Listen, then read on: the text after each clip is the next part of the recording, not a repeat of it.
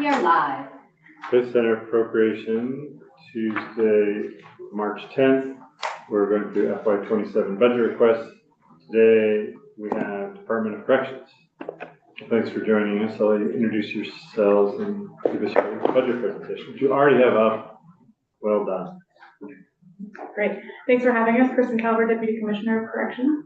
Marlene Battie, Executive Director of Finance for Corrections. So I'll start us off by going through an overview. I know you folks are pretty familiar with us. So starting with this overview, we are housed in the Agency of Human Services, as you know.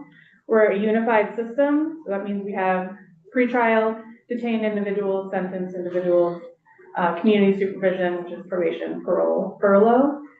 We have 6 in-state facilities, 5 for men, 1 for women, excuse me, and 1 out-of-state contracted facility for men. We have 12 probation and parole offices and a Vermont Correctional Academy. Current staff is 1,121 positions. And I'll talk a little bit more about vacancies. Have you guys ever talked about, as part of the unified system, also including transportation of detainees? You mean to and from court? Yeah. It's certainly come up. And maybe I'll leave it at that. Okay. Yeah, we have talked about it from time to time. I think that'd be a conversation we would partner with the sheriff with, I think, to really understand needs. Right. And Right. And I guess that they didn't want to call it a recommendation because they didn't want to, I don't know, they didn't want to call it a recommendation, but they threw it out there that maybe the judiciary should be the ones in charge of that, since they're the ones scheduling the court dates. Mm-hmm. But you don't really have any role in that at this point, other than having you need it. Right, but we're open to the conversation with anyone. Okay. So looking at 2025 numbers in staffing, we had 214 new hires. Overall staff vacancy rate for the year was 12.7. Facilities, that was 15.7, and the field was 8.7. Do you know how many people left? It was 22.5% the last I checked. So that was our kind of attrition rate. So for staff. 20% would be like 40 people. 10% would be 21 of the new hires. I guess I wanted to see the new hires. Of how many you're bringing in, and how many you're losing. Are you like losing as many as you're gaining? Not as many, but higher than we would like, certainly. I don't have that number with me today, but we can. Because 20% of your total would be like 200. Yes. Yes. Yeah. So it's high still. Okay. Yes. Thank you. I'm just wondering what it means for staffing. Like, what does the field mean? The field is probation and parole. Okay. Thanks. Yeah, that makes sense. Because I assume it's the facilities. That's why you have a higher vacancy there, because it's more difficult to hire the people working inside the facility. Correct. Yes. But it is a 2% decrease, so that's a success. It is a success. I think we are seeing success for sure. I do think, our kind of baseline for facility vacancies has been trending in the 15% area, whereas pre-COVID it was more like between 5 and 10, to give you some kind of contrast. What I've heard from correction employees is that it's really just the hours. Yeah, like absolutely. The pay they feel is, well, I'm sure they want, some of them, they thought the starting pay should be higher, but I didn't hear really complaining about the pay or benefits. It's just the force overtime or the hours that they forced to go in when they have a child's birthday or whatever. Yeah, certainly. It's hard work, and having hours like that is harder. For our incarcerated population, we've seen a 16% increase in incarcerated individuals. We have a graph a little later on to give you a visual of what that looks like compared to prior years, and then even farther back, I think, to 2015 or 2013. We've had an increase of the male population of 13% and 44% for females. That's largely due to the detention population for females.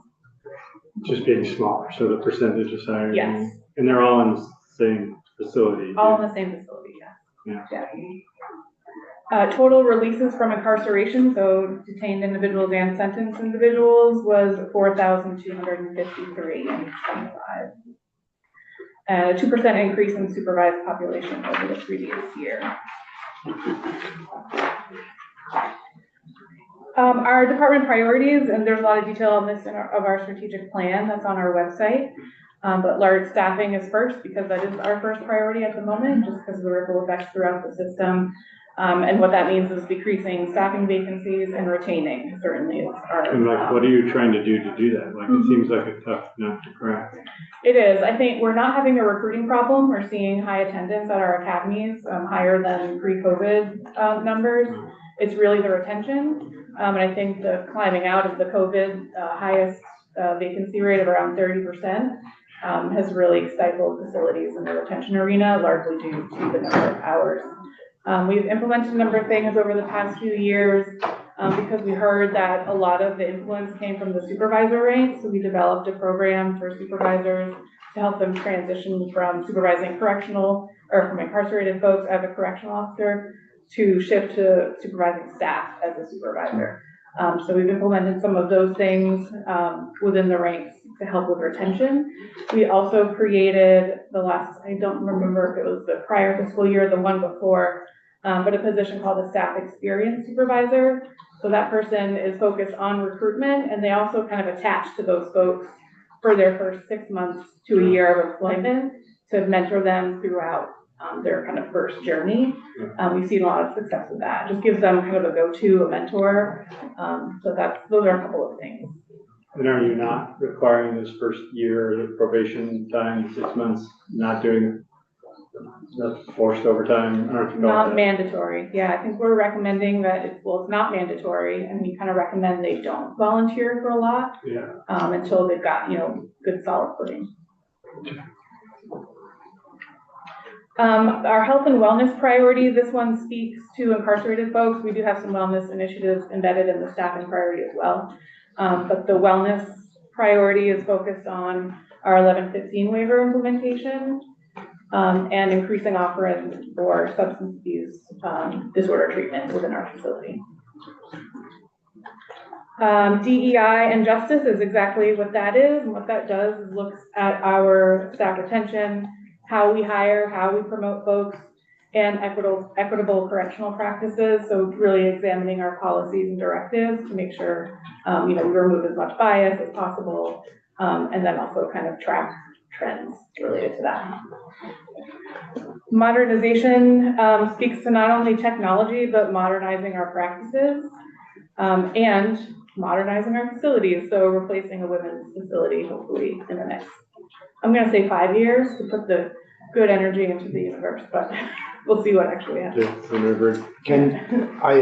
At one point, I had my eye on that facility as it moved through the process. Can you just update us on where it is? How much money we have set aside? Absolutely. We have about 15 million set aside. We'll put a request for next biennium for more funding. We were turned down by Essex, and so we moved on to an RFP process. So, we'll still consider state-owned property, but now we're soliciting bids for privately owned land. We think that might help us as far as zoning and permitting.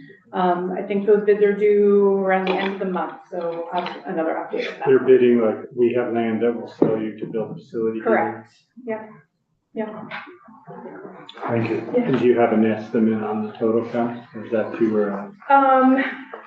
Or what past estimates? I think, and this includes kind of all the things that lead up before you put a shovel on the ground, but it's probably between 120 and 140 from what we know right now. That has shifted as the project pushes out because of the cost of supplies, I think, mostly.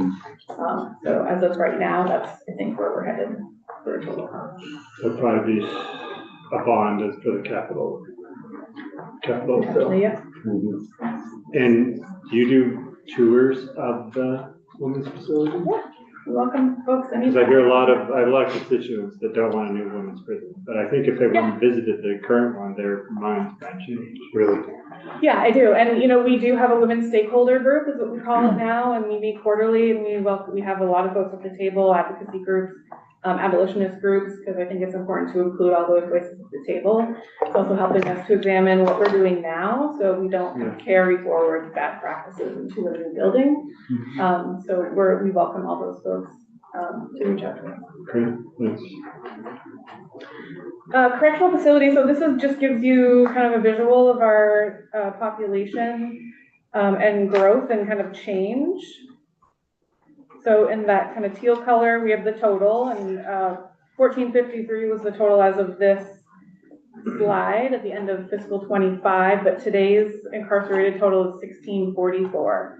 So we are trending upwards, as this graph indicates overall, certainly not at our high at, over 2,000 back in 2014, but still starting to trend upward. And what's the difference between, what does it mean when they're held, but they haven't been, what's the difference between, I guess, detained and held? I would think doesn't.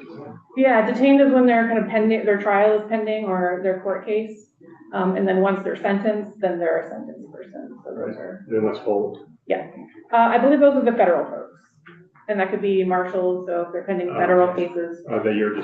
They're using our facilities to hold these people? Yes. Okay. Yeah. The second figure gives you a comparison and breaks it down by in-state and out-of-state.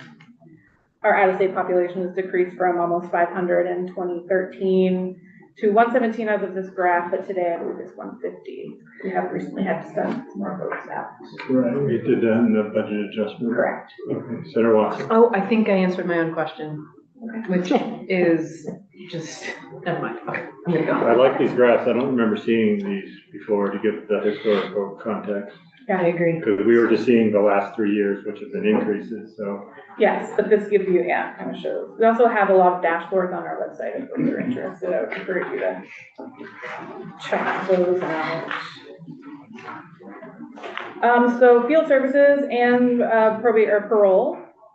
So you can see here we've same kind of trends as facilities. We were pretty high in 2016. These are the number of 6,000. people in parole? Correct. This is combined, so it's probation, parole, and furlough.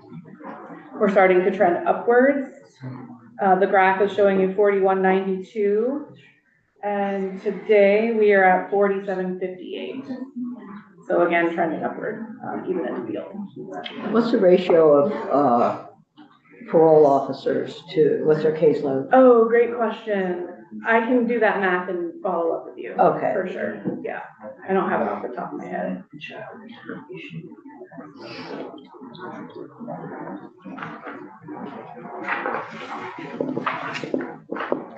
The second one kind of gives you a breakdown of probation, parole, and furlough in the field. So looking at the far right for 2025, 81% of the folks in the field are on probation, 15% on parole, and 4% on furlough. Can you remind me what furlough is? Yeah, folks that have, can be released, I think 90 days pre-minimum sentence, and that's kind of their integration opportunity to come back into the field. But they could be both furloughed and on probation. Yeah, depending on if they have a other sentence. Right. Yeah, there's all kinds of different combinations. Next up, healthcare. This gives a very minimal kind of screenshot of a very complex population. You'll see 3192 sick calls in comparison to a population, I think, as of this chart was 4,100 or so total for the year. We have, well, actually,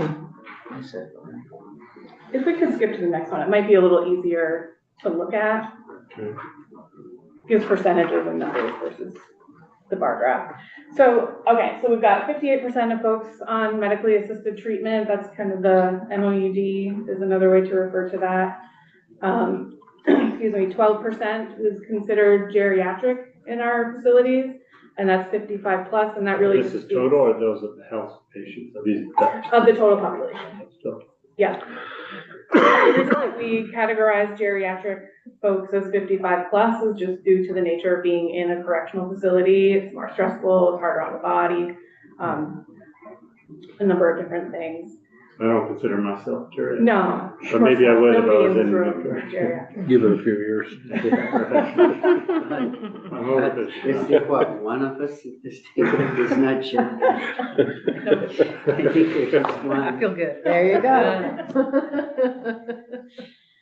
78% have a chronic illness. I think that's a pretty staggering number. It just, the folks that come into our system are not in a great place, maybe have not had access to healthcare, ever or in a very long time. 55% are on our mental health caseload. 3% is SFI or serious function impairment. And then 95% are prescribed a medication. And the last statistic I saw is that the number of medications averages about 5 per person. 95% of the population is mental. Wow. Wow. Yeah, and then 42% of those are psychotropic medication. Can you just define psychotropic? I believe that's tied to your mental health caseload, so it has something to do with their. Okay, so these have been assigned since they got into the church. Yes, correct. They didn't come in with that. They were, once they got Well- there, they could have. They could have, yeah, so, and, yeah. Sarah Watson. Thank you. I think you said this really fast, so SFI? Yeah, serious functional impairment. Okay. Yeah.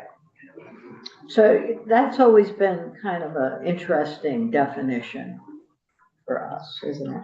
That's fair. That's So, fine. yeah, so But you I don't hear I that. won't take us there, but Okay. that's it, yeah. We don't use that remember- term Maybe in we other can- parts. Yeah, I can remember talking with Sally Fox for hours about SFI and her Alright. passion for the work with those folks. Can I ask you a question?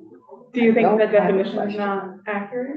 Huh? No, your Okay. definition's fine. Okay, It's just, we haven't talked about it. okay, fair. Right, and I haven't heard it outside of corrections. I haven't Yeah. heard that term. Okay. ER visits are something that we saw increase dramatically over the last several years, 63 in December alone, 825 in fiscal 25, and 698 in 24. That was really the first time we started tracking them. And so we don't have more historical data than that, but it's something we're looking really closely at. Yeah. We've also developed a team called the Central Operations Division, and that's a suite of folks that only do hospital coverage as a primary function. They're correctional officers in training, and they can also support if they don't have a post in a hospital at that time to help other facilities fill schedule gaps. Are these people transported by ambulances or by DOC staff? By ambulance, yeah, so they're gonna come into the hospital system via ambulance and then they're admitted for. And then there's a DOC employee that stays there. Correct. Yep. Is the department charged for each response from the town, from the city of Berlin? For the ambulance service, yes, once they're admitted, then Medicaid picks up that after 24 hours. Yeah. But if they return to us within that time frame, then we pick up the bill for that through the Okay. WellPath contract.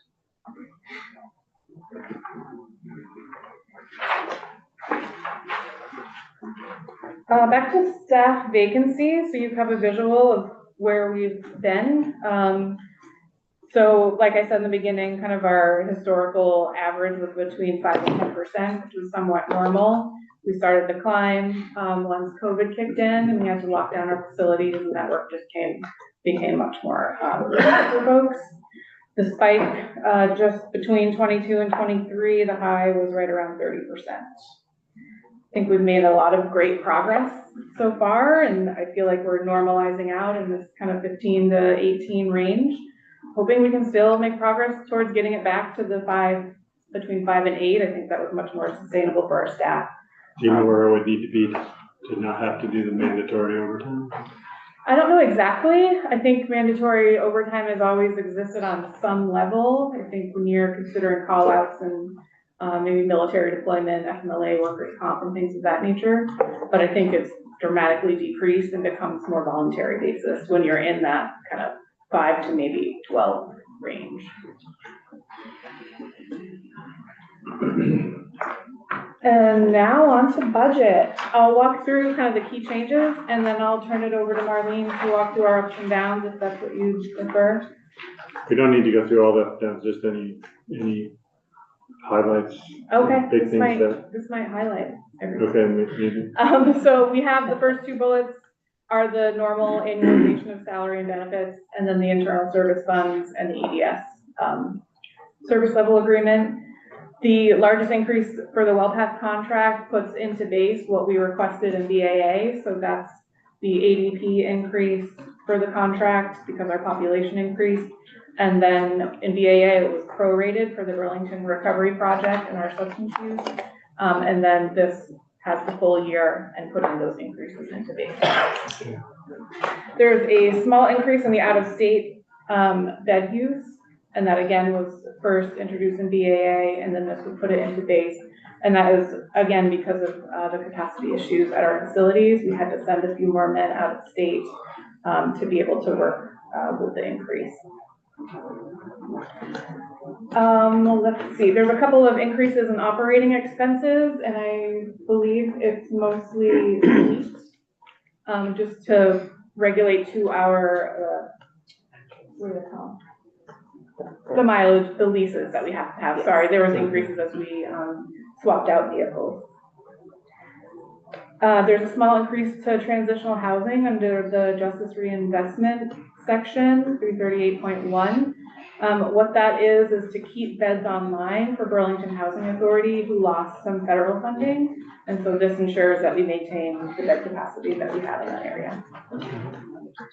There was a couple decreases in some contracts that we have just to realign with the direction that we're going. We did some work to kind of create a base, and then now we're refocusing on the work, and we don't need the kind of, I don't want to say capacity building funds, but like the first kind of startup funds with those contracts.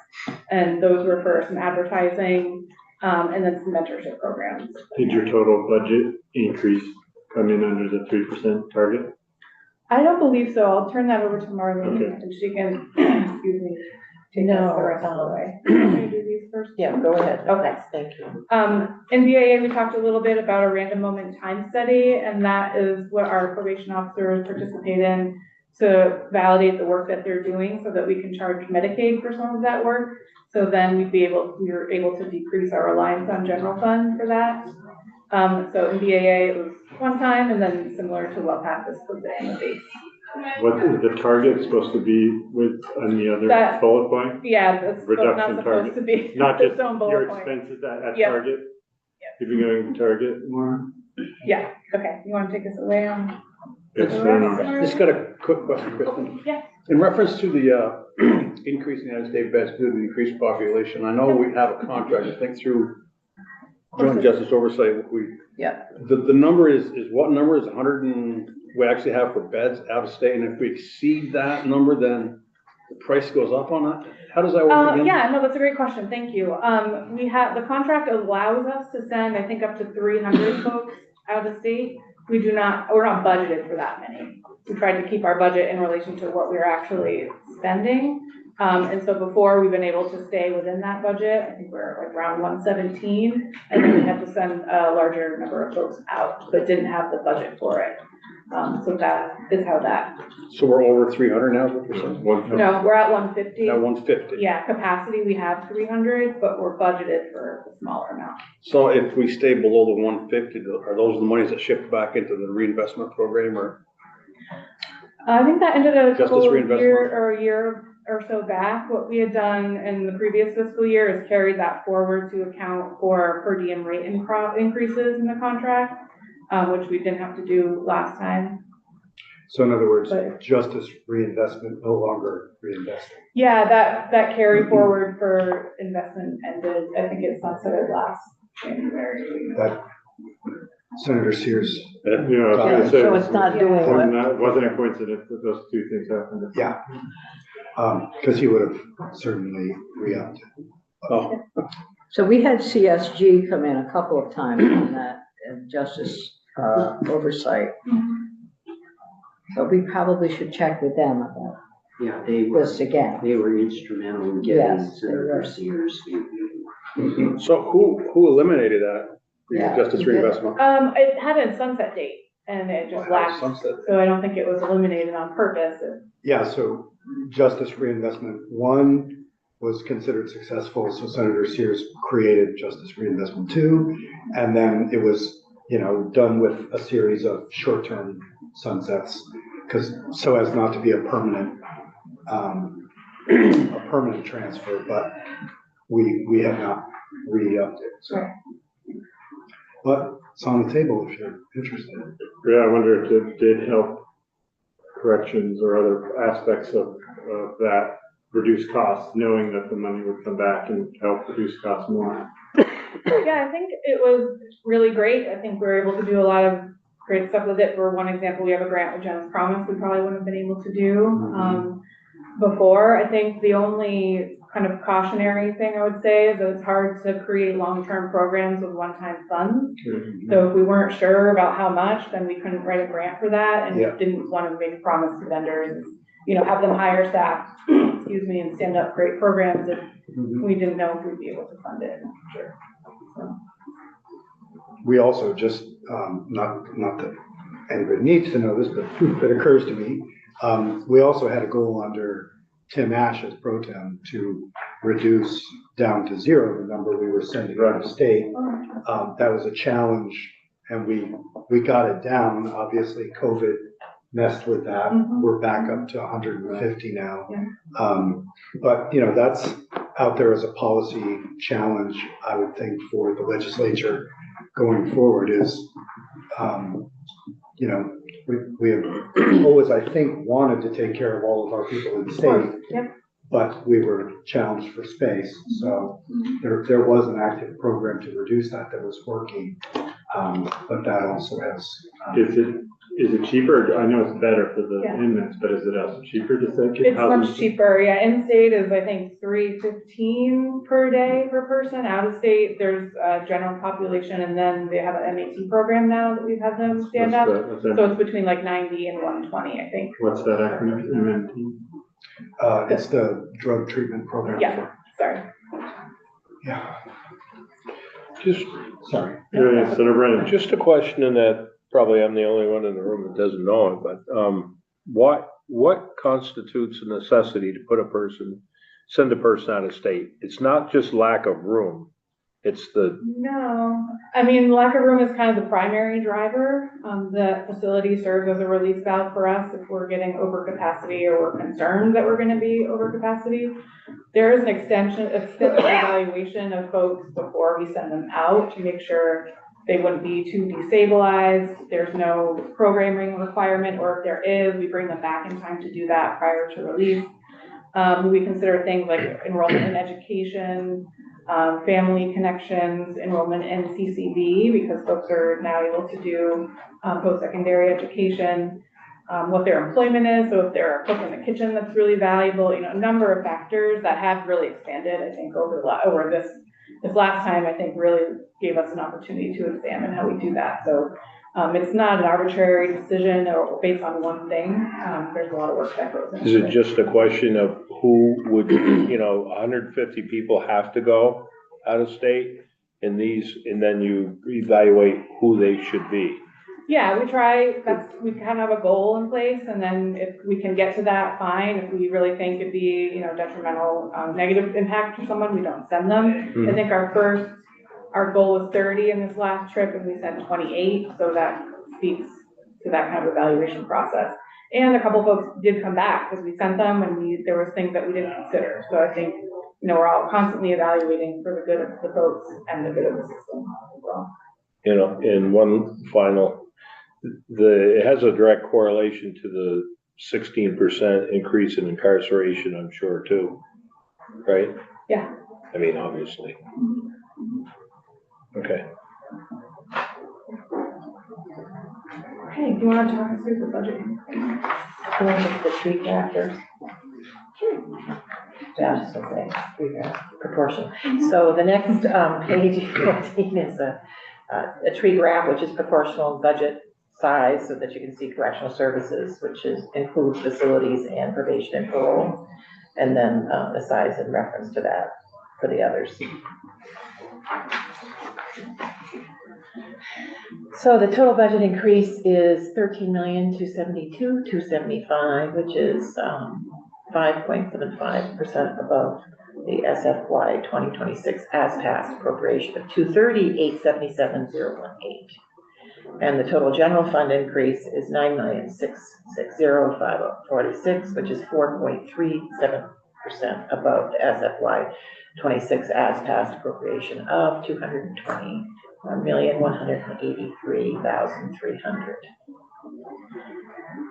The total FY 27 budget as presented is 244,149,293.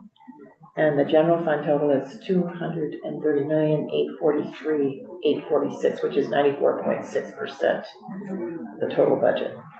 And the special fund total is 2,087,653, which is 0.9% of the total budget. And the ITF is $545,099, which is 0.2%. And the internal service fund is 676,463, which is 0.3%. Federal fund is 581,790, and it's 0.2%. And then the Medicaid Global Commitment Fund is 1,900,740, which is 0.8% increase. And the Investment Global Commitment Fund is 7,513,702, which is 3.1. So with the Section 1115 waiver and the RMTS study, both of those have gone up for that reason.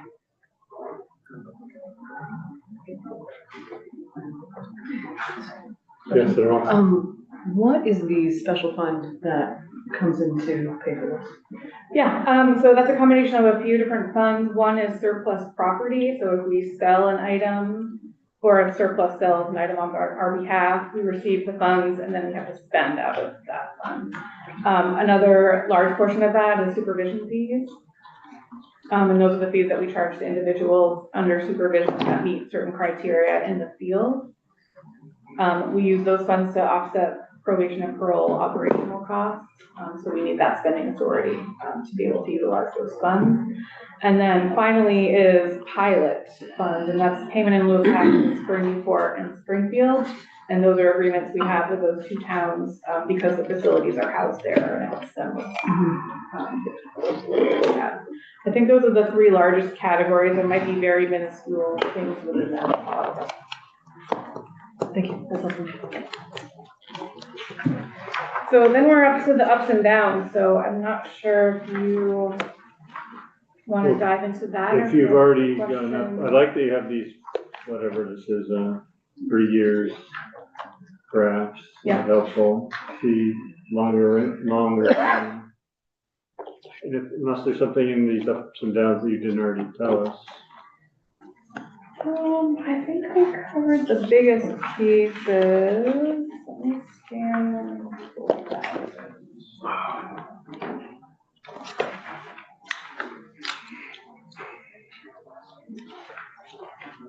Remember in the BAA, is it WellPath, is that the contract? So that went up because of the employees. Is that also going up here in the budget?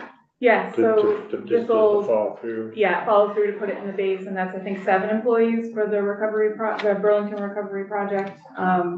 And substance use, those are kind of braided together. And also just more people, like the more inmates you have, the higher the contract, cost of the contract. Yes, correct. Those are the two main drivers of that increase for WellPath.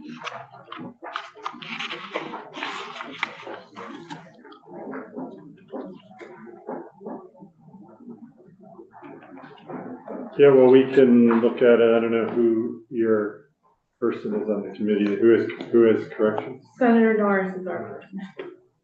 He'll study it. Okay, good. He'll report back. He's fine. Yeah. Feel free to Okay, reach out. if there's no other questions or you don't have any last comments, I don't have any last comments. Thanks for having us. yeah, Always thanks for appreciate your work there. coming in and enjoy the rest of the beautiful day. Yeah, Yes. it's important work. So with that, we can adjourn for the day.